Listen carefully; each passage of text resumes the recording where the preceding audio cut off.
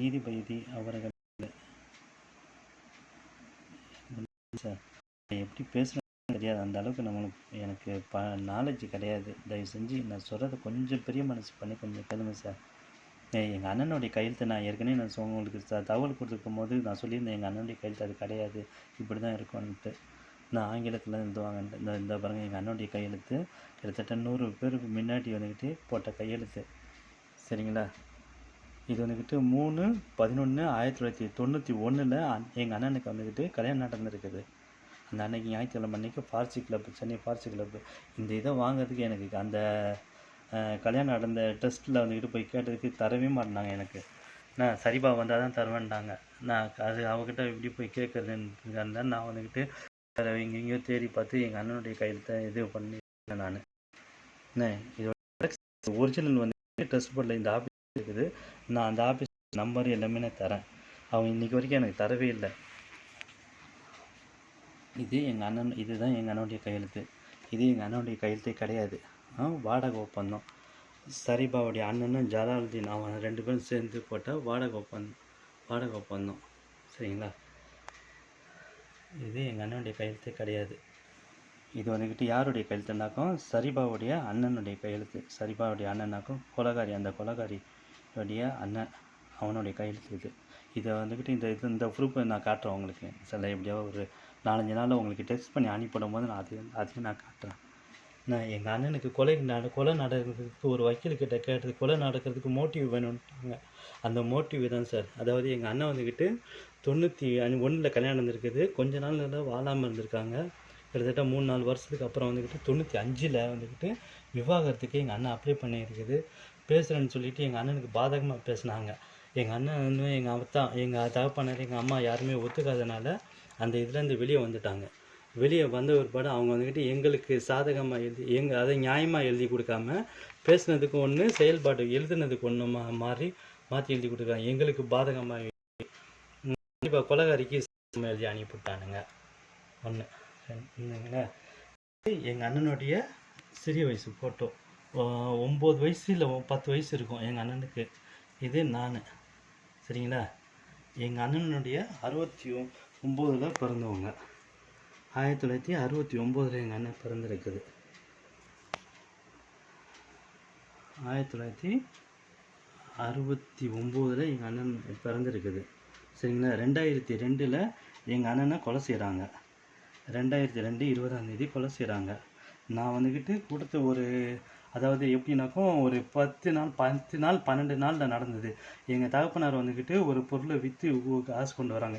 4 லட்ச ரூபா கொண்டு வராங்க. அது எங்கள் அண்ணன்கிட்ட 4 லட்ச ரூபாயை வந்துக்கிட்டு கொடுத்து விட்றாங்கனாக்கா ஒரு கடை ஒன்று வருது, அது வாங்குவோன்றதுக்காண்டி காசை என்கிட்ட கொடுத்து விட்ருக்காங்க 4 லட்ச ரூபா. அதுக்கப்புறம் காசு 4 லட்ச ரூபா நான் தான் போய் கொடுத்துட்டு வந்தேன். இந்த சம்பவம் நடக்கிறதுக்கு ஒரு 4-5 நாளைக்கு முன்னாடி, ஒரு 6 நாள் இல்லை 7 நாள் இருக்கும். நான் போய் 4 லட்ச ரூபா கொடுத்துட்டு வந்தேன். இது கொடுத்துட்டு வந்த ஒரு பாட்டு தான் எங்கள் அண்ணன் கொலை செஞ்சுருக்காங்க. இது வந்துக்கிட்டு சரிபா ரெடி பண்ண கடை வாடகை, அதாவது ஒரிஜினல் பத்திரம். இந்த பத்திரம் ஒரிஜினல் மாதிரி ரெடி பண்ணியிருக்காங்க. ஆனால் அவங்க பண்ணது வந்துக்கிட்டு எப்பேற்பட்ட கொலைகாரனாக இருந்தாலும் ஏதோ ஒரு தடையும் விடுவாங்கன்னு சொல்லுவாங்க. சட்டத்தில் இருக்குல்ல, அந்த இதை தடயத்தை விட்டுருக்காங்க பாருங்கள். 1983 ஜனவரி மாதம் 1ஆம் தேதின்னு போட்டிருக்காங்க. ஆனால் பத்திரம் வாங்கினது 1983 11ஆம் தேதி 4ஆவது மாதம் பத்திரம் வாங்கியிருக்காங்க. ஆனால் பத்திரம் எழுதுனது ஜனவரி 1ஆம் தேதி எழுதியிருக்காங்க. ஜனவரி 1ஆம் தேதி எழுதியிருக்காங்க. இது படம், அதாவது ஜனவரி 1ஆம் தேதி எழுதியிருக்காங்க. இதுலேருந்தே அவங்க 1ஆம் நம்பர் கொலைகாரங்கிறது தெரியுது. நான் இப்போ வந்துக்கிட்டு பர்மா பஜார் சங்க நிர்வாகிங்க வந்துக்கிட்டு என்ன திருட்டு வேலை பண்ணியிருக்காங்கன்னு பாருங்கள். எங்கள் அண்ணனுக்கு வந்துக்கிட்டு நான் ஏற்கனவே சொல்லியிருக்கேன், எங்கள் அண்ணனுக்கு வயசு 24ன்னு போட்டிருக்காங்க. 69 பிறந்தவங்களுக்கு 69 பிறந்தவங்களுக்கு சரிங்களா, வயசு 83 வரும்போது 24 வயசு 14 வயசு வருமா, 24 வயசு வருமா? நல்லா யோசிச்சு பாருங்கள். இது எங்கள் அண்ணனுடைய 10 வயசு இல்லை 12 வயசு ஃபோட்டோ. சரிங்களா? 10 வயசு 12 வயசு ஃபோட்டோ. எங்கள் அண்ணனுடைய 12 வயசு 10 இல்லை 12 வயசு இருக்கும் எங்கள் அண்ணனுக்கு இந்த படம் எடுக்கும்போது. சரிங்களா? இதுலேருந்து 2 வருஷம் 3 வருஷத்துக்கு அப்புறம் எந்த அளவுக்கு இருப்பாங்க, இவ்வளோ வித்தியாசமாக இருப்பாங்க. 14 வயசு உள்ள படமாக இது. 24 வயசுக்குள்ள படத்தை கரெக்டாக போட்டுட்டான் பஜார்காரன். அவன் பண்ண திருட்டுத்தனம் பாருங்க. தாய்க்கு வயசு 26, மகனுக்கு வயசு 24. நல்லா கவனிச்சு பாருங்க. 2வது வந்துக்கிட்டு இப்போ எங்கள் தகப்பனார் வாங்கின கடையோடைய பத்திரம் இது. ஜெராக்ஸ் காப்பி தான், ஒரிஜினல் நான் காட்டுறோம் நாங்கள். இதோடைய ஒரிஜினல் வந்துக்கிட்டு சரிபா கோர்ட்டில் காட்டியிருக்கிறா. இதோடைய ஒரிஜினல் நாங்கள் காட்டுறோம் எங்களுக்கு. இதான் இது முகமது கனின்னு கையெழுத்துலாம் அதே மாதிரி தான் இருக்குது. இந்த கையெழுத்து எல்லாமே ஒரே மாதிரி தான் இருக்குது. சரிங்களா? இந்த லெட்ரு கூட எல்லாமே ஒரே மாதிரி தான் டைப் ஆகிருக்குது பாருங்கள்.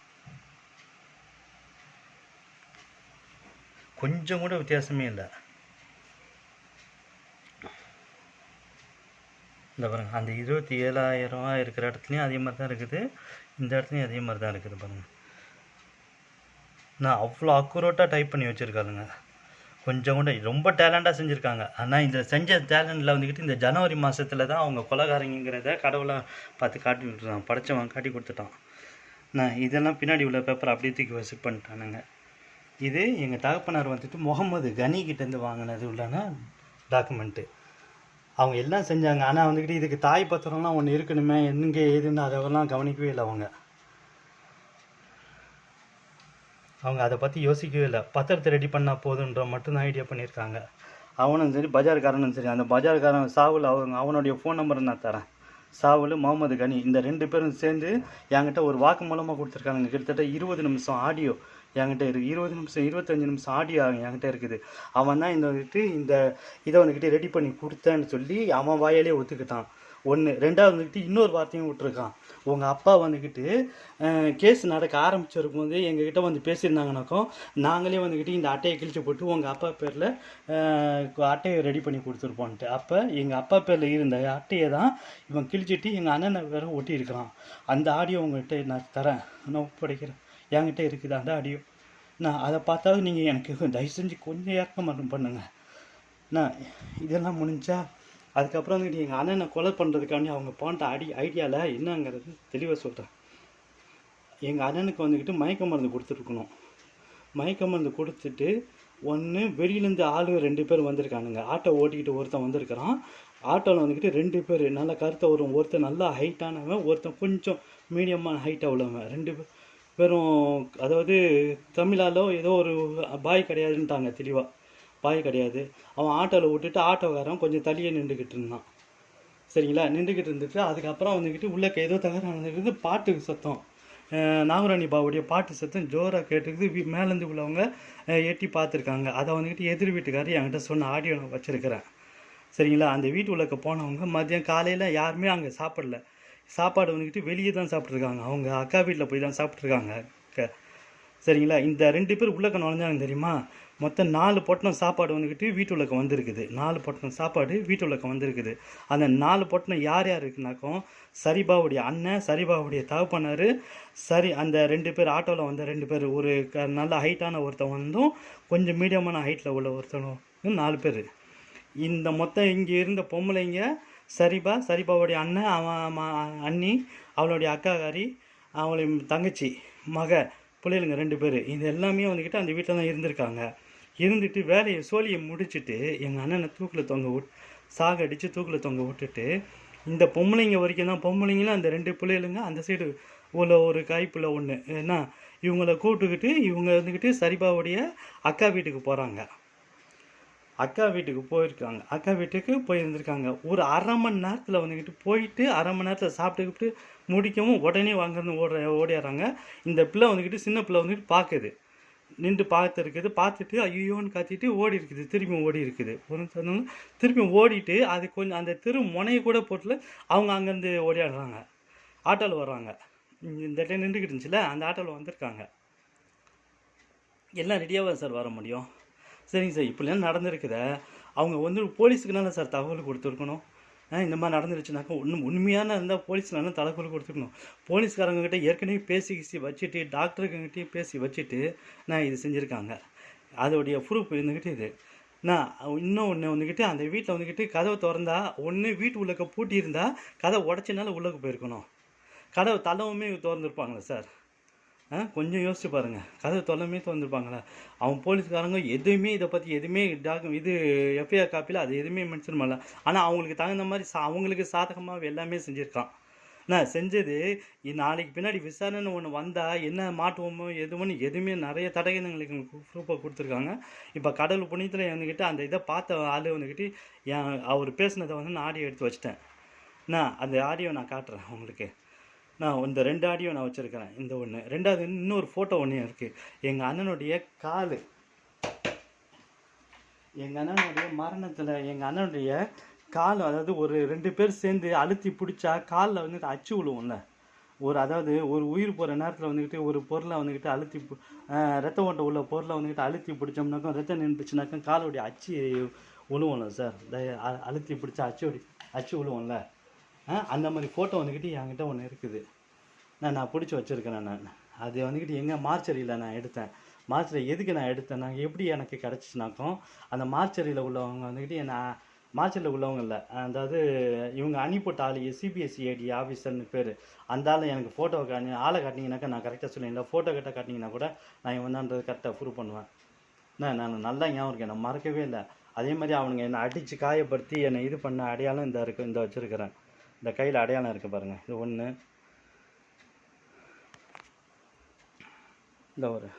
இந்த கையில் இருக்குது பாருங்கள். மணிக்கட்டை ஒரு கோடு மாதிரி இருக்குது பாருங்கள். கோடு மாதிரி இருக்குது பாருங்கள். இந்த இடத்துல ஒரு அடையாளம் இருக்கும்.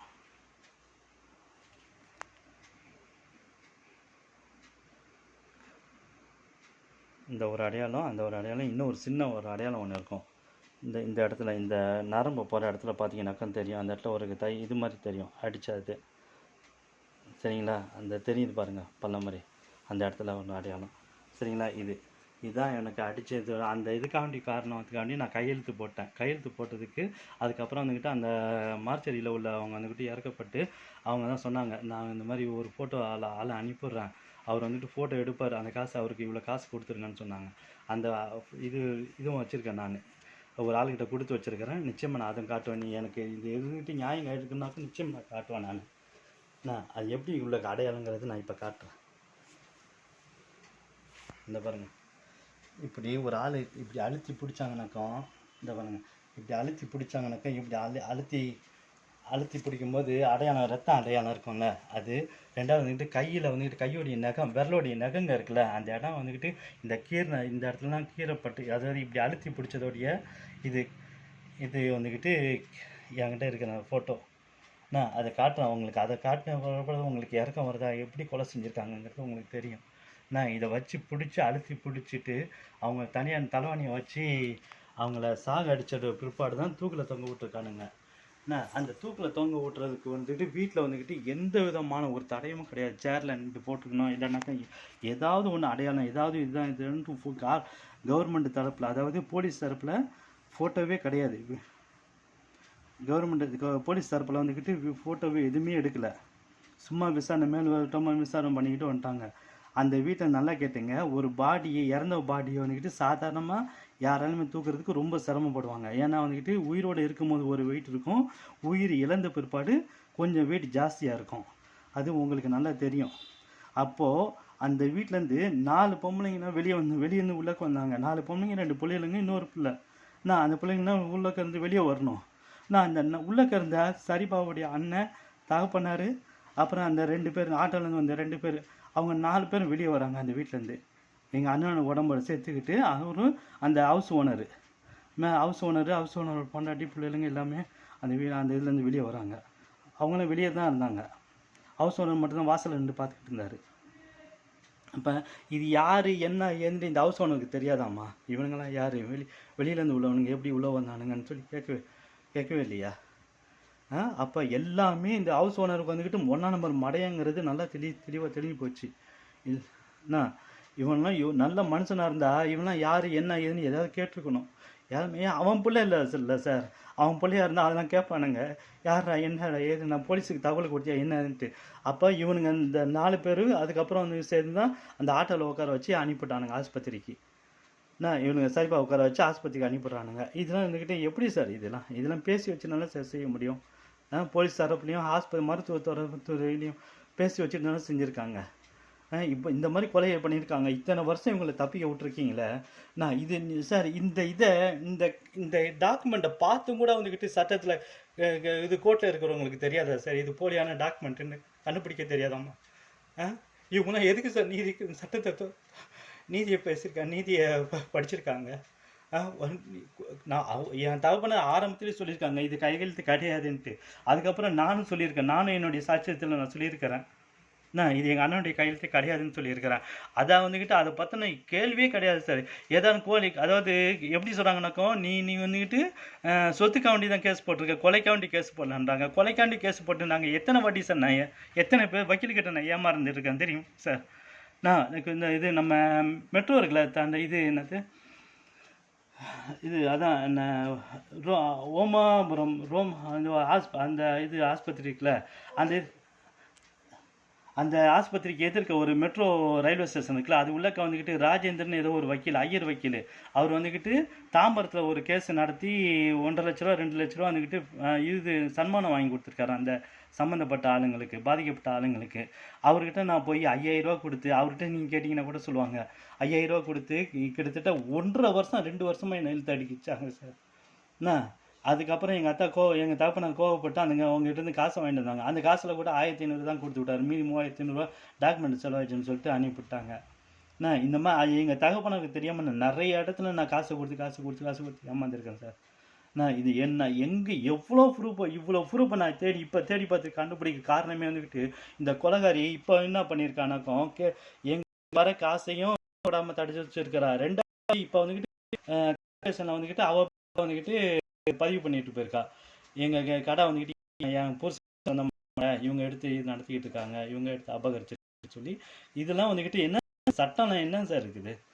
உண்மையிலே சட்டமா இது? ஒன்றுமே புரியல சார். நியாயம் அதாவது டாக்குமெண்ட் வச்சிருக்கிறவங்க யார் என்ன ஏதுன்னு கேட்கவே மாட்டாங்க. ஒரு குமாஸ்தா பேச்சை கேட்டுக்கிட்டு குமாஸ்தா எவ்வளோ பெரியாப்பா உண்மையிலே சொல்ல முடியாது சார். பொய் அதாவது நல்லா கேட்டுங்க. ஒரு கேஸ் கட்டை எடுக்கிறதுக்கு எங்ககிட்டேருந்து 40,000 ரூபா வாங்கியிருக்காங்க சார். என்கிட்ட 40,000 ரூபா வாங்கியிருக்கான். அதுக்கப்புறம் இந்த கேஸ் கட்டை எடுக்கிறது 40,000 ரூபா நான் மனு எழுதி கொடுத்தாலே கேஸ் கட்டை வெளியே வந்துடும். எனக்கு இப்போ தான் ஒவ்வொன்றும் நான் அனுபவித்த பிற்பாடு தான் தெரியுது. அப்துல்லாங்கிற பேர் அந்த அவன் பேசினது நான் பேசினது எல்லாமே நான் ரெக்கார்டிங் வச்சுருக்கிறேன். அப்போயே பாருங்கள் இவனுங்கிட்ட நான் எவ்வளோ ஏமாந்துருக்கேன்ட்டு. ஆனால் நான் பார்க்க நேர்மையான வக்கீல் கிடச்சிடுவாங்களான்னு எத்தனையோ பேத்துக்கிட்டு நான் கெஞ்சிக்கிறதுக்கு எல்லாமே இந்த இதை கேட்டுட்டு என்னை ஏமாத்துறதான் பண்ணுறானுங்க. இது வரைக்கும் கிட்டத்தட்ட 17 லட்ச ரூபா நான் இதுலேருந்து இழந்திருக்கேன் சார். இப்போ அந்த இதுக்காண்டி இப்போ கிட்டத்தட்ட மாதம் பஜாஜில் வந்துக்கிட்டு 12,812 ரூபா நான் இது கட்டிக்கிட்டு இருக்கேன், இஎம்ஐ கட்டிக்கிட்டு இருக்கேன். இந்த இதுக்காண்டி இவ்வளோ மாட்ட முடியாது, மாட்டி விட்டுற முடியாது. ஒவ்வொருத்தனுக்கும் வாக்கரிசி போட்டு நொந்து போய் வாழ்க்கையில் கடைசி கட்டம் எதாவது ஒன்றுலையா நியாயம் கிடைக்கான்னு தான் நான் உங்கள் பண்ணுறேன். நீங்களும் எனக்கு 2-3 வாட்டி ஹெல்ப் பண்ணுறதுக்காண்டி டெக்ஸ்ட் பண்ணி அனுப்புங்க நீங்கள். ஆனால் தலையெழுத்து எனக்கு வந்துக்கிட்டு அந்த இது என்னன்னு புரியல. இப்போ 4-5 நாளைக்கு முன்னாடி தான் டெக்ஸ்ட் பண்ணுறதுனாக்கும் எழுதிட்டு ஃபோட்டோ எடுத்து அனுப்பிவிடணும்னு சொல்லி தயவு செஞ்சு எனக்கு கொஞ்சம் பெரிய மனசு பண்ணி ஹெல்ப் பண்ணுங்கள் சார். கண்டிப்பாக கடவுளுடைய இறைவனுடைய உதவி கொண்டு நான் நிச்சயமாக நான் உங்களுக்கு ஒரு அடுத்த வாரத்துக்குள்ளே நான் எப்படியாவது அடுத்த வாரம் அந்த வெள்ளிக்கிழமைக்குள்ளே நான் எப்படியாவது எடுத்து அனுப்பிவிட்றேன் சார். தயவு செஞ்சு எனக்காண்டி ஒரு நீளமான ஒரு தீர்ப்பு எனக்கு வழங்குங்க சார். கொலைகாரி நிச்சயமாக தண்டிக்கப்படணும். உங்களுக்கு அந்த ப்ரூஃபெல்லாம் காட்டுறேன். யார்கிட்ட எங்கள் அண்ணனுடைய முகத்துக்காண்டி தயவு செஞ்சு ஹெல்ப் பண்ணுங்கள் சார். என் குடும்பத்தையே நான் இழந்திருக்கேன் சார். என் குடும்பத்தையே தாய் தகப்பன் எல்லாத்தையும் இழந்து சரி. நானும் எங்களுடைய பாட்டி எங்கள் தாத்தாவெல்லாம் யாருமே பார்த்தது கிடையாது. அதே மாதிரி என்னுடைய மயனும் அவங்க தாழ்த்து யாருமே பார்க்க முடியாத அளவுக்கு பண்ணிட்டானுங்க சார். இந்த மாதிரி கொலைகாரியை தயவு செஞ்சு வெளியே விட்டுறாதீங்க. உங்களுக்கே நல்லா தெரியும். கொஞ்ச நாளைக்கு முன்னாடி கேரளாவில் நடந்த ஒரு கொலைக்கு வந்துக்கிட்டு கொஞ்ச நாளையே ஒரு தீர்ப்பு கொடுத்துட்டாங்க. இது வந்துக்கிட்டு கிட்டத்தட்ட 20 வருஷம் ஆகுது சார். கொலை நடந்து 22 வருஷம் ஆகுது. இதுக்கு வந்துட்டு இவ்வளோ தூரம் இவ்வளோ அலைய விட்டுக்கிட்டு இருக்கீங்க, வெளியில் வாழ விட்டுக்கிட்டு இருக்கீங்க. தயவு செஞ்சு எழுதுங்க, ஹெல்ப் பண்ணுங்கள் சார். பெரிய மனசு பண்ணி உங்கள் காலை வேணாலும் நான் பிடிக்கிறேன்.